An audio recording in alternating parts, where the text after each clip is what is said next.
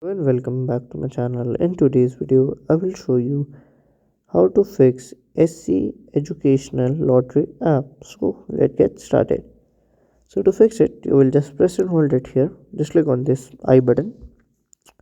So it will open the app info section.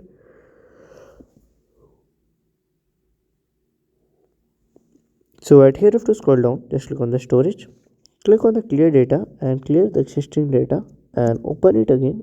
If it's worked, then fine. If it's not worked, then you have to check for the update. Just go to the Google search button and search for the here app. Okay, so SC Education Lottery. I will search SC Education Lottery app. So right here we can see it. Just click on here, and from here you can update it and use it. So if you find this video helpful, make sure you like, subscribe and share the video. Thank you for watching.